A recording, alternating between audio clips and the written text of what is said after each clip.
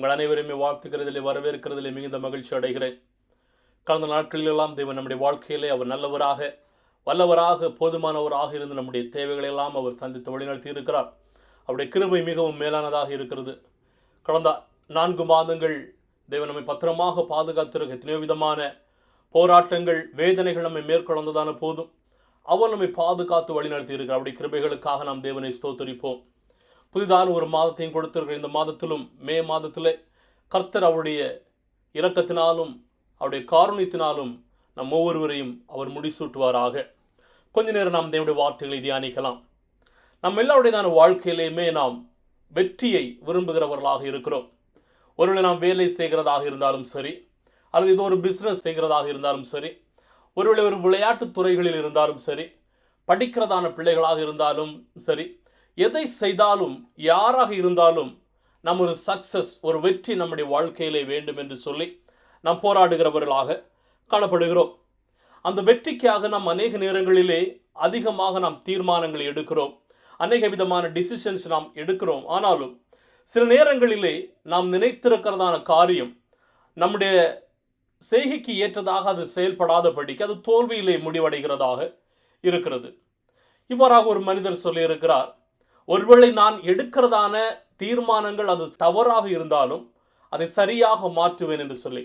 ஆம், அப்படிதான் நம்முடைய வாழ்க்கையிலும் நாம் எடுக்கிறதான தீர்மானங்களில் அதிகமாக அது தோல்வி அல்லது தவறானதாக இருந்தால் கூட அது முடிவு நிச்சயமாகவே ஒரு சரியானதாக மாற்ற வேண்டியது நம்முடைய கரங்களிலும் காணப்படுகிறது. ஒரு மனிதனுடையதான ஆரம்ப வாழ்க்கை எப்படி இருக்கிறதோ என்கிறதை விடவும் அவனுடைய முடிவு எப்படி இருக்கிறது என்கிறது மிகவும் முக்கியமானதாக இருக்கிறது. நாம் எப்படி ஆரம்பித்து ஓடுகிறோம் என்கிறது அல்ல, முடிவிலே நாம் எப்படி அதை ஜெயிக்கிறோம் என்கிறது மிகவும் முக்கியமானதாக இருக்கிறது. இந்த வேளையிலே ஜெயம் கர்த்தரால் வரும் என்கிறதான தலைப்பிலே நீதிமொழிகள் 21வது அதிகாரத்திலிருந்து நாம் தியானிக்க போகிறோம். உடைய வேதத்தை திறந்து கொள்ளுங்கள். நீதிமொழிகள் 21வது அதிகாரம் வசனம் 31வது வசனம். குதிரை யுத்த நாளுக்கு ஆயத்தமாக்கப்படும், ஜெயமோ கர்த்தரால் வரும். இந்த வசனம் எந்த அளவுக்கு அது உண்மை உள்ளதாக காணப்படுகிறது. ஒரு குதிரை அது யுத்த நாளுக்கு என்று சொல்லி ஆயத்தமாக்கப்படுகிறது. ஆனால் உண்மையாகவே ஜெயம் யார் கொடுக்கிறது என்று பார்த்தால் தேவன் கொடுக்கிறவராக இருக்கிறார். ஆபிரகாம் லிங்கன் என்கிறதான ஒரு மனிதர் இவ்வாறாக சொல்லி இருக்கிறார், without God I cannot succeed, with God I cannot fail. தேவன் என்னோடு கூட இல்லை என்று சொன்னால் என்னால் ஜெயத்தை பெற்றுக்கொள்ள முடியாது. தேவன் என்னோடு கூட இருக்கும்போது நான் ஒருபோதும் தோற்கிறது இல்லை என்று சொல்லி. ஆம், தேவன் நம்மோடு கூட இருக்கிறதான போது நாம் ஒருபோதும் தோற்கிறது இல்லை. ஒருவேளை தோல்வி போனதான ஒரு அனுபவத்தை நாம் தழுவுகிறவர்களாக இருக்கலாம், ஆனால் அதிலிருந்தும் மீண்டு வருகிறதற்கான ஒரு வாய்ப்பை கர்த்தர் உருவாக்குகிறவராக காணப்படுகிறார். அந்த ஜெயத்தை நாம் கர்த்தருக்குள்ளதாக பெற்றுக்கொள்ளுகிறதற்கான ஒரு சில வழிகளை நாம் இந்த வேளையிலே பார்க்க போகிறோம். முதலாவதாக ஆயத்தமும் பயிற்சியும் மிகவும் முக்கியமானதாக இருக்கிறது. We need to prepare ourselves and we need to practice every day. அது மிகவும் முக்கியமானதாக இருக்கிறது. நீதிமொழிகள் 21:31 மறுபடியும் படிக்கலாம். குதிரை யுத்த நாளுக்கு ஆயத்தமாக்கப்படும், ஜெயமோ கர்த்தரால் வரும். தேவன் நாம் ஒவ்வொருவரும் நாமே ஆயத்தப்படுத்திக் கொள்ள வேண்டும். நாம் ஒவ்வொரு நாளும் நடைமுறை பயிற்சியில் ஈடுபடுத்தப்பட வேண்டும் என்று சொல்லி தேவன் விரும்புகிறவராக இருக்கிறார். முன்னொரு காலகட்டத்திலே குதிரைகள் யுத்தத்திற்கு என்று சொல்லி பயன்படுத்தப்பட்டன. அந்த காலத்திலே அநேக விதமான கருவிகள் அல்லது எந்த விதமான உபகரணங்கள் அதிகமாக இராணுவத்திற்கு யுத்தத்துக்கு என்று பயன்படுத்தாததன் காரணமாக இராணுவ வீரர்கள் அவர்கள் யுத்தத்திற்கு செல்லுகிறதான போது பயன்படுத்தினதான ஒரு முக்கியமான ஒரு ஆயுதம் என்னவென்று சொன்னால் இந்த குதிரைகளாக காணப்பட்டது. இந்த குதிரைகளை எந்த விதமான விவசாயத்திற்கோ அல்லது வேறு எந்த விதமான காரியத்திற்கும் இந்த குதிரைகளை அவர்கள் பயன்படுத்தினது கிடையாது. மாறாக இந்த யுத்தத்திற்கு மாத்திரமே பயன்படுத்தினார்கள். ராஜாக்களும் இந்த குதிரைகளை யுத்தத்திற்கு மிகவும் பத்திரமாக அதை வளர்த்தி அதிகமான பயிற்சிகளை கொடுக்கிறவர்களாகவும் காணப்பட்டு வந்தார்கள். ஆனால் தேவனை பின்பற்றினதான ஜனங்கள், தேவனை விசுவாசித்ததான ராஜாக்கள், அவர்கள் நம்பினதான ஒரு காரியம், அவர்களுக்கு எந்த அளவிற்கு படைபலம் இருந்தாலும் தேவன் மாத்திரமே அவர்களுக்கு ஜெயத்தை கொடுக்கிறவர், வெற்றியை கொடுக்கிறவர் என்கிறதை விசுவாசித்து வந்தார்கள். எனவேதான் தாவீது ராஜா சங்கீதங்களிலே சொல்லும்போது இவ்வாறாக சொல்லுவார்.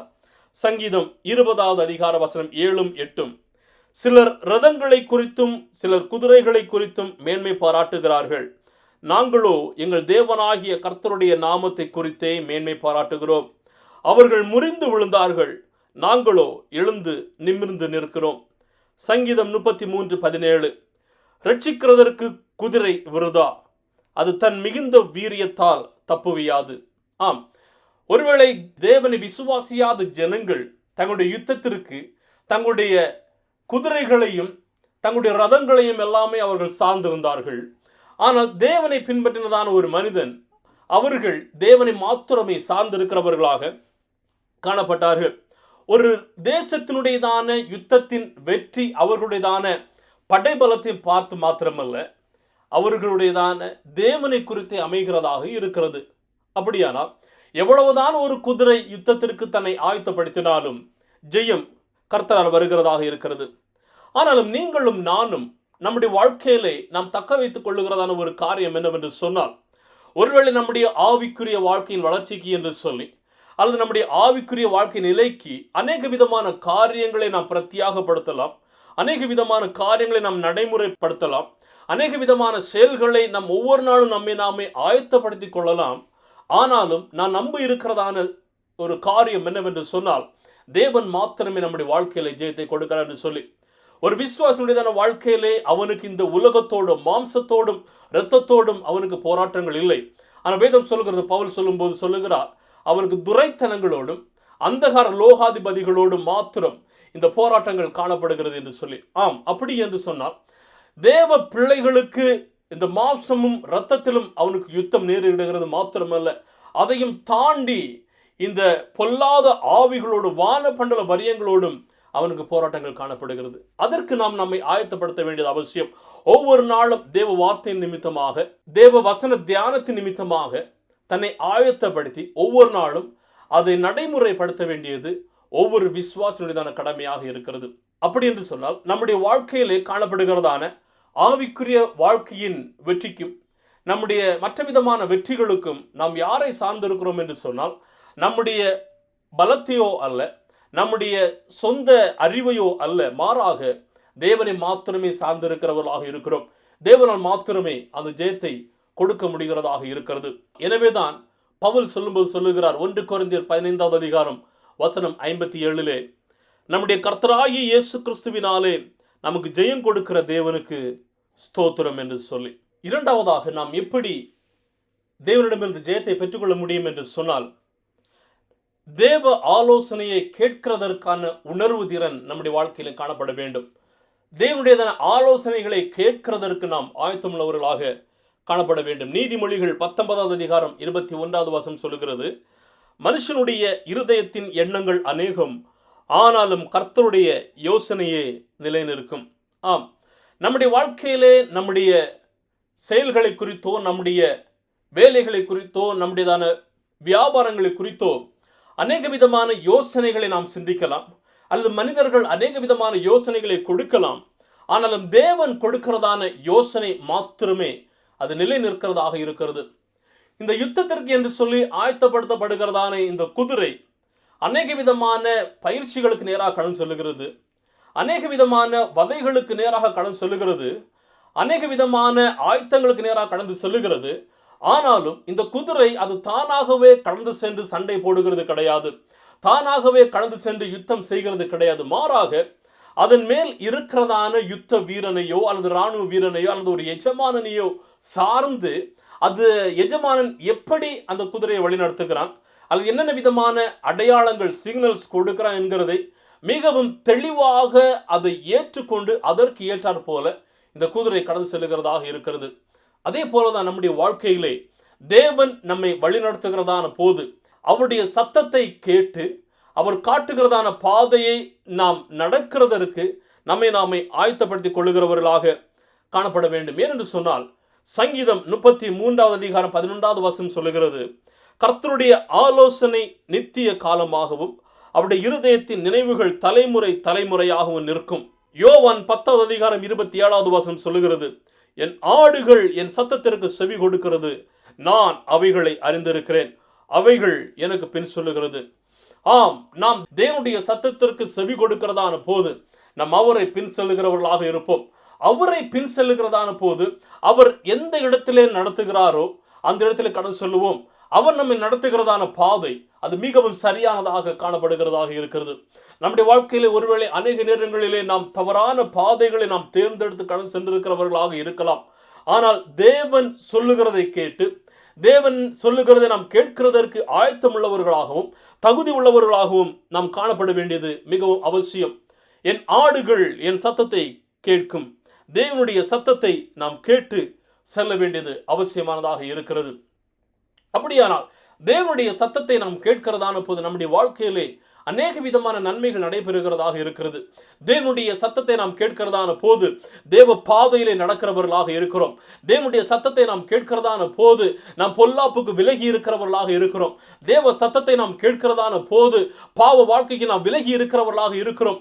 தேவ சத்தத்தை நாம் கேட்கிறதான போது அவருடைய கிருபை நம்மை சூழ்ந்து கொள்கிறதாக இருக்கிறது. தேவனுடைய சத்தத்தை நாம் கேட்கிறதான போது நம்முடைய அக்கிரமங்களிலிருந்து நாம் விடுவிக்கப்படுகிறோம், நம்முடைய பாவங்களிலிருந்து விடுவிக்கப்படுகிறோம், நம்முடைய வேதனைகளிலிருந்து விடுவிக்கப்படுகிறோம். தேவ சத்தத்தை நாம் கேட்கிறதான போது நம்முடைய வாழ்க்கையில் ஒரு விடுதலை உண்டாகிறது.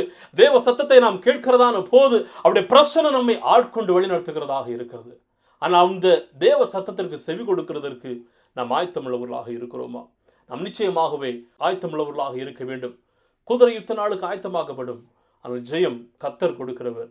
என்று சொன்னால் மனிதனுடையதான ஆலோசனைகள் வீணடிக்கிறதாக இருக்கிறது, ஆனால் தேவ ஆலோசனை நம்மை வழிநடத்துகிறதாக இருக்கிறது. மூன்றாவதாக, உங்களுடைய யுத்தங்களை தேவனுடைய சமூகத்திலே ஒப்படைத்து விடுங்கள். சங்கீதம் 62:8 சொல்லுகிறது, ஜனங்களை எக்காலத்திலும் அவரை நம்புங்கள், அவர் சமூகத்தில் உங்கள் இருதயத்தை ஊற்றிவிடுங்கள். தேவன் நமக்கு அடைக்கலமாய் இருக்கிறார். உங்களுடைய இருதயத்தை தேவனுடைய சமூகத்திலே ஊற்றி விடுங்கள். ஏனென்று சொன்னால் அவர் நம்மை ஆதரிக்கிறவராக இருக்கிறார். ஒருவேளை அநேக விதமான பாடுகள், போராட்டங்கள், வேதனைகள் உங்களை நெருக்குகிறதாக இருக்கலாம். உங்களுடைய இருதயத்தை கலக்குகிறதாக இருக்கலாம். காயங்கள், கசப்புகள், போட்டிகள், பொறாமைகள் என்று சொல்லி எல்லாவற்றையும் நாம் தேவனுடைய சமூகத்தை நாம் அர்ப்பணித்து வைக்க வேண்டியது மிகவும் அவசியமானதாக இருக்கிறது. நீங்களும் நானும் அவரை நம்ப வேண்டும். அவர் நம்புகிறதான போது நம்முடைய இருதயத்தின் கவலைகளை நாம் அவர் மீது ஊற்ற ஆரம்பிக்கிறோம். நம்முடைய இருதயத்தின் பாரங்களை அவர் மீது ஊற்றுகிறதான போது அவர் நமக்கு அடைக்கலமான தேவனாக காணப்படுகிறார். ஒருவேளை உங்களுடைய வாழ்க்கையிலே நீங்கள் எல்லா விதமான போராட்டங்களையும் யுத்தங்களையும் நீங்களே செய்தவர்களாக இருக்கலாம். ஆனால் இந்த நேரத்தில் ஒரு தீர்மானம் எடுங்கள், எல்லாவற்றையும் தேவனுடைய சமூகத்தை நாம் அர்ப்பணிக்கிறேன் என்று சொல்லி அவருடைய சமூகத்தை நாம் அர்ப்பணிக்கிறதான போது வேதம் சொல்லுகிறது, ஜெயம் கர்த்தரால் வரும். அவர் நமக்கு விடுதலை கொடுக்கிறவர். அவர் நமக்கு போராட்டங்களிலிருந்து ஜெயத்தை கொடுக்கிற தேவனாக காணப்படுகிறவராக இருக்கிறார். தாவீதுடைய வாழ்க்கை நமக்கு தெரியும். தாவீது கோலியாத்துடையதான சம்பவம் நம் எல்லாருக்குமே தெரிந்ததாக இருக்கிறது. கோலியாத் மிகவும் பலசாலியாக இருக்கிறார். எல்லா விதமான ஆயுதங்களும் கோலியாத்துடைய வாழ்க்கையில காணப்படுகிறது. ஆனால் தேவனுடைய பிள்ளைகளுக்கு எதிராக இந்த கோலியாத் வருகிறார் என்று கேள்விப்பட்ட மாத்திரத்திலே தாவீது தன்னை மறந்து, தன்னுடைய பெலனை மறந்து, தேவன் மீது நம்பிக்கை வைத்து தேவனை சார்ந்து அவர் அந்த யுத்தத்திற்கு செல்லுகிறவராக இருக்கிறார். பாருங்கள், என்ன ஒரு ஆச்சரியமான முறையில் எந்த விதமான ஆயுதங்களும் இல்லை, ஆனால் ஒரு சில கற்களை மாத்திரமே வைத்து அந்த கோலியாத்தை முறியடிக்கிறவராக இருக்கிறார். ஏனென்றால் தாவீதுக்கு தெரியும், என்னுடையதான சண்டையினாலோ என்னுடையதான யுத்தத்தினாலோ நான் கோலியாத்தை மேற்கொள்ள முடியாது, மாறாக தேவன் என்னோடு கூட இருக்கிறது நிமித்தமாக அந்த ஜெயத்தை நாம் பெற்றுக்கொள்ள முடியும் என்று சொல்லி, அப்படியானால் ஜெயம் நம்முடைய தேவன் கொடுக்கிறவராக இருக்கிறார். நம்முடைய வாழ்க்கையிலே பாடுகள், உபத்திரவங்கள், வேதனைகள் நாம் சந்திக்கிறதான போது நம்முடைய முதல் பிரதியுத்தரம் எப்படி இருக்க வேண்டும் என்று சொன்னால், மனிதர்களை நாம் நாடுகிறதாக இல்லாதபடிக்கு இந்த தேவனை நாம் நாடி கடந்து வர வேண்டும். தேவனை நாம் நாடி கடந்து வருகிறதான போது அவர் தானாகவே நம்முடைய வாழ்க்கையிலே அவர் ஜெயத்தை கொடுக்கிறவராக இருக்கிறார்.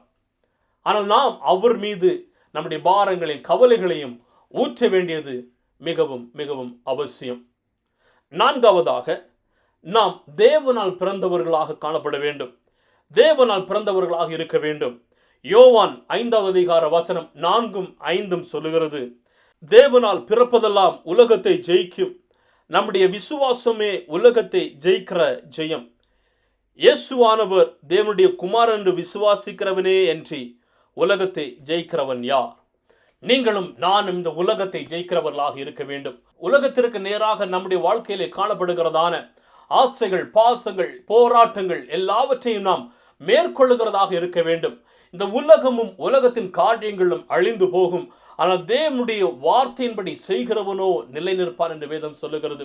இந்த உலகமும் அதனுள்ள குடிகளும் மாறி போகும், ஆனால் நாம் தேவனை சார்ந்து இருக்கிறதான போது, தேவன் மீது பற்றுதலாய் இருக்கிறதான போது நாம் இந்த உலகத்தை மேற்கொள்ளுகிறவர்களாக இருக்கிறோம். எப்படி நாம் அந்த உலகத்தை மேற்கொள்ள முடியும்? அதே வசனம் சொல்லுகிறது பாருங்கள்.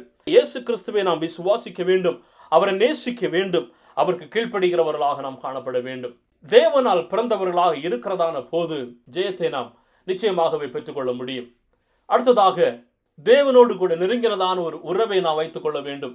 இது மிகவும் மிகவும் முக்கியமானதாக காணப்படுகிறது. ஜெயம் கர்த்தரால் வரும். அந்த ஜெயத்தை பெற்றுக்கொள்கிறதற்கு ஒரு முக்கியமான ஒரு படி என்னவென்று சொன்னால், தேவனோடு கூட நாம் நெருங்கி இருக்கிறவர்களாக இருக்க வேண்டும். எந்த அளவுக்கு நாம் தேவனோடு கூட இணைந்து இருக்க முடியுமோ, எந்த அளவுக்கு நாம் தேவனோடு கூட நிலைத்திருக்க முடியுமோ, அந்த அளவுக்கு நாம் தேவனோடு கூட நிலைத்திருக்க வேண்டும். தானியேல் 6வது அதிகாரம் 28வது வசனம் சொல்லுகிறது, தரியுவின் ராஜ்யபார காலத்திலும் பெர்சியனாகிய கோரேசுடைய ராஜ்யபார காலத்திலும் தானியேலின் காரியம் ஜெயமாய் இருந்தது.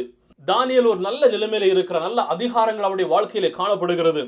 அவரிடத்தில் இல்லாதது என்று சொல்லி ஒருவேளை எதுவுமே இருந்திருக்காது. பேர் இருக்கிறது, புகழ் இருக்கிறது, எல்லாமே இருக்கிறது. ஆனால் அதையும் விடவும் எது அந்த தானியேலை ஒரு ஜெயமானவனாக மாற்றினது என்று சொன்னால் அவருடைய ஜெப வாழ்க்கை. தானியேல் 6வது அதிகாரம் 10வது வசனத்தில் பார்க்கிறதான போது, தானியேல் 3 வேளை ஜெபிக்கிறதான ஒரு மனிதராக காணப்படுகிறார். அந்த ஜெப வாழ்க்கை, தேவனோடு கூட இணைந்து இருந்ததான வாழ்க்கை, எல்லா விதமான போராட்டங்களை மேற்கொள்ளுகிறதற்கும் சோதனைகளையும் மேற்கொள்ளுகிறதற்கும் அவருக்கு எதிராக வந்ததான உபத்திரவங்களை மேற்கொள்ளுகிறதற்கும் அது காரணமாக இருந்தது. எனவேதான் 6வது அதிகாரம் 28வது வசனத்தை சொல்லுகிறது, தானியேல் செய்தான எல்லா காரியங்களிலும் அது ஜெயமாகவே காணப்பட்டது என்று சொல்லி, நம்முடைய தேவன் அவரோடு கூட நாம் தனிப்பட்டதான ஒரு உறவை வைத்துக் கொள்ள வேண்டும் என்று அவர் விரும்புகிறவராக இருக்கிறார். அவரோடு கூட நாம் இணைந்து இருக்க வேண்டும் என்று அவர் விரும்புகிறார்.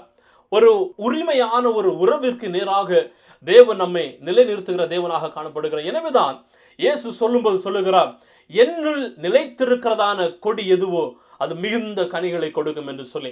அப்ப நாம் தேவனோடு கூட இணைந்து நெருங்கினதான ஒரு உறவிலே இருக்கிறதான போது நிச்சயமாகவே நாம் கனி கொடுத்து ஜெயமுள்ளதான ஒரு வாழ்க்கையை நாம் வாழ்கிறதாக நாம் காணப்பட முடியும். என்னை கேட்டுக்கொண்டிருக்கிறதான அருமையான சகோதர சகோதரிகளே, ஒரு இராணுவ வீரர்கள் அல்லது விளையாட்டு வீரர்கள் எப்படி தங்களை ஒரு போட்டிக்கு என்று சொல்லி ஆயத்தப்படுத்துகிறார்களோ, ஒவ்வொரு நாளும் அவர்கள் பயிற்சியிலும் மற்ற விதமான ஒடுக்கங்களிலும் தங்களை ஈடுபடுத்தி ஆயத்தப்படுத்துகிறார்களோ, அப்படிப்பட்டதான ஒரு ஆயத்தம் நம்முடைய வாழ்க்கையிலே காணப்பட வேண்டும். இந்த உலகத்தை நாம் மேற்கொள்ள வேண்டும், உலகத்தினுடையதான காரியங்களை மேற்கொள்ள வேண்டும், உலகத்தினுடையதான எல்லா விதமான இச்சைகளையும் மேற்கொள்ள வேண்டும், உலகத்தினுடையதான எல்லா விதமான சத்துருவின் கண்ணிகளையும் போராட்டங்களையும் நாம் மேற்கொள்ள வேண்டும். மேற்கொள்ளுகிறதான அதிகாரம் எப்படி வருகிறது என்று சொன்னால் நம்முடைய சுயத்தினால் அல்ல, தேவனால் மாத்திரமே காணப்படுகிறதாக இருக்கிறது. அதற்கு நாம் நிச்சயமாகவே தேவனோடு கூட நாம் இணைந்து இருக்கிறவர்களாக நாம் காணப்பட வேண்டும். நம்மை நாமே தேவனுடைய சமூகத்திலே ஆயத்தப்படுத்துகிறதான போது அது நம்மை வெற்றிக்கு நேராக நடத்துகிறதாக இருக்கிறது. எனவேதான் சங்கீதம் 3:8 சொல்லுகிறது, விடுதலை தேவனிடமிருந்து வருகிறது. ஒரு சில நடைமுறை புள்ளிகளை மாத்திரம் நான் சொல்லிவிட்டு முடிக்க விரும்புகிறேன். நாம் யுத்தத்திற்கு என்று சொல்லி நம்மை ஆயத்தப்படுத்த வேண்டியது அவசியம். 2 தீமோத்தேயு 4வது அதிகாரம் 7-8 இவ்வாறாக சொல்லுகிறது. பவுல் சொல்லுகிறார், நல்ல போராட்டத்தை போராடினேன், ஓட்டத்தை முடித்தேன், விசுவாசத்தை காத்து கொண்டேன். இது முதல் நீதியின் கிரீடம் எனக்காக வைக்கப்படுகிறது. நீதி உள்ள நியாயாதிபதியாக கர்த்தர் அந்நாளிலே அது எனக்கு தந்தருளுவார். எனக்கு மாத்திரமல்ல, அவர் பிரசன்னமாகுதலை விரும்பும் யாவருக்கும் அவர் தந்தருளுகிறவராக இருக்கிறார். நாம் நமக்கென்று நியமிக்கப்பட்டிருக்கிற ஓட்டத்தை உண்மையோடும் உத்தமத்தோடும் ஓட வேண்டியது அவசியம். உண்மையோடும் உத்தமத்தோடும் ஓடுகிறதான போது நாம் நீதியின் கிரீடத்தை பெற்றுக்கொள்கிறவர்களாக இருக்கிறோம், ஜெயத்தை நாம் பெற்றுக்கொள்கிறவர்களாக இருக்கிறோம். இரண்டாவதாக, தேவனுடையதான ஆலோசனை நம்மை சரியான பாதையிலே நடத்துகிறது, நம்முடைய வாழ்க்கையை அது பூரணப்பட செய்கிறதாக இருக்கிறது. மூன்றாவதாக, நம்முடைய யுத்தத்தை நாம் போராடி மேற்கொள்ள முடியாது. எப்படிதான் நாம் யுத்தத்தில் ஈடுபட்டாலும் போராட்டங்களை சந்தித்தாலும் ஜெயத்தை கொடுக்கிறவர் கர்த்தராக மாத்திரமே காணப்படுகிறார் என்று சொன்னால், நீங்கள் சும்மா இருப்பீர்கள், நான் உங்களுக்காக யுத்தம் செய்வேன் என்று வாக்குரைத்திருக்கிறதான தேவன் அவர். எனவே நம்முடைய எல்லா விதமான உலக பிரகாரமான காரியங்களிலிருந்து நாம் வெளியே வந்து இந்த உலகத்தை நாம் ஜெயிக்க வேண்டியது அவசியம். இந்த உலகத்தை ஜெயிக்கிறதற்கு நாம் தேவனோடு கூட நெருங்கி வர வேண்டியது மிகவும் மிகவும் அவசியமானதாக இருக்கிறது. ஒரு சம்பவத்தை மாத்திரம் சொல்லி நான் முடிக்க விரும்புகிறேன். நம்ம எல்லாருமே இந்த கதையை நாம் கேட்டிருப்போம். இதை மாத்திரம் நான் சொல்லி முடிக்கிறேன். ஒரு மனிதனுக்கு ஒரு மிகவும் அருமையான ஒரு கழுதை இருந்தது. இந்த கழுதையை இந்த மனிதன் மிகவும் நேசித்தவனாக இருந்தான். ஒரு முறை இந்த கழுதை மேய்ந்து கொண்டிருக்கிறதான போது தெரியாமல் ஒரு பள்ளத்தில் விழ நேரிட்டது. இந்த எஜமானன் அந்த கழுதையை காப்பாற்ற வேண்டும் என்று சொல்லி பலவிதமான முயற்சிகளை எடுக்கிறார். தங்களுடைய சமூகத்தில் இருக்கிறதான ஜனங்கள், உறவினர்கள், மற்ற விதமான காப்பாற்றுபவர்கள் என்று சொல்லி எல்லாருமே அழைத்து வந்து எப்படி எல்லாமோ அந்த கழுதையை காப்பாற்ற வேண்டும் என்று சொல்லி முயற்சிக்கிறார். இந்த நேரத்தில் இந்த கழுதையும் இந்த பள்ளத்திற்குள்ளதாக இருந்து வேதனையை அனுபவித்துக் கொண்டு அதுவும் சத்தம் போடுகிறதாக இருக்கிறது. பல மணி நேரம் இவர்கள் போராடுகிறார்கள். இந்த கழுதையை இவர்களால் காப்பாற்ற முடியவில்லை. இப்போது இந்த எஜமானன் ஒரு முடிவு எடுக்கிறார். இந்த பள்ளத்திற்குள்ளதாகவே உயிரோடு இந்த கழுதையை போட்டு நாம் மூடிவிடலாம் என்று சொல்லி அவ்வாறாக மூடுகிறதற்காக பல மண்களை இவர்கள் கொண்டு வந்து அந்த பள்ளத்தை கொஞ்சம் கொஞ்சமாக அந்த மண்ணை போட்டு மூடுகிறார்கள். இந்த மண்ணை இவர்கள் போடுகிறதான போது அது எல்லாமே இந்த கழுதையினுடையதான முதுகிலே வந்து விழுகிறது. அது விழுகிறதான போது அந்த கழுதை இன்னும் அதிகமாக வேதனையை அனுபவிக்கிறது. ஆனாலும் அதை ஒரு பொருட்டாக எண்ணாத படிக்கு அந்த மண்களை எல்லாம் தன்னுடைய முதுகிலிருந்து அப்படியே அதை அப்படி அசைக்கிறதான போது மண் கீழே போய் விழுகிறது. அப்படியே இவர்கள் மனிதர்கள் மேலிருந்து மண்ணை அள்ளி போடுகிறார்கள். இந்த கழுதை தன்னுடைய சரீரத்தில் விழுகிறதான மண்ணை எல்லாமே அப்படியே சரீரத்தை அசைத்து அந்த மண்ணை கீழே கொட்டுகிறது. இப்போது கொஞ்சம் கொஞ்சமாக அந்த மண் கீழே போய் இந்த கழுதை மேலே வர ஆரம்பிக்கிறது. ஒரு தருணத்திற்கு அப்புறமாக இந்த பள்ளம் மூடுகிறது. இந்த கழுதை அப்படியே மேலே வந்துவிட்டது. இதே போலதான் அநேக நேரங்களில் நம்முடைய வாழ்க்கையில் ஒரு மிக பெரிதான பள்ளத்திற்குள்ளதாக நாம் அமிழ்ந்து விழுகிறவர்களாக இருக்கலாம். அநேக விதமான போராட்டங்கள், வேதனைகள், என்னால் சகிக்க முடியவில்லை என்கிறதான வேதனைகள் நம்முடைய வாழ்க்கையிலே நெருங்குகிறதாக இருக்கலாம். ஆனால் அந்த நேரத்திலே நாம் துவண்டு போகாத படிக்கு நம்முடைய வாழ்க்கையிலே வருகிறதான பாடுகள், போராட்டங்கள் எல்லாமே நாம் மேற்கொள்ள முடியும் என்கிறதான நம்பிக்கையிலே இந்த குதிரையை போல நாம் எல்லாமே அப்படி உதறி போட்டு நாம் எப்படி மேலே வர முடியும் என்கிறதான நோக்கத்தில் நாம் காணப்படும் போது நிச்சயமாகவே நம்மால் மேலே வர முடியும். எப்படி என்று சொன்னால் தேவ கிருபையோடு கூட, தேவனுடைய துணையோடு கூட. குதிரை பலவிதமான ஆயத்தங்களை மேற்கொள்கிறது. பலவிதமான யுத்தத்திற்கு என்று சொல்லி தன்னை ஆயத்தப்படுத்துகிறார்கள். ஆனாலும் ஜெயம் கர்த்தர் வருகிறதாக இருக்கிறது. நம்முடைய வாழ்க்கையிலே காணப்படுகிற எல்லா ஜெயத்தையும் கர்த்தர் கொடுக்கிறவராக இருக்கிறார். எனவே நாம் நம்முடைய வாழ்க்கையிலே நாம் நம்மை ஆயத்தப்படுத்த வேண்டியது அவசியம். தேவ சத்தத்தை நாம் கேட்க வேண்டியது அவசியம். இந்த உலகத்தை மேற்கொள்ள வேண்டியது அவசியம். தேவனோடு கூட நாம் நெருங்கி இருக்க வேண்டியது அவசியம். அப்படி இருக்கும்போது நிச்சயமாகவே தெய்வீக ஜெயம், வெற்றி நம்மை ஆட்கொள்கிறதாக இருக்கிறது. கர்த்தர் தாமே ஒவ்வொருவரையும் ஆசீர்வதிப்பாராக.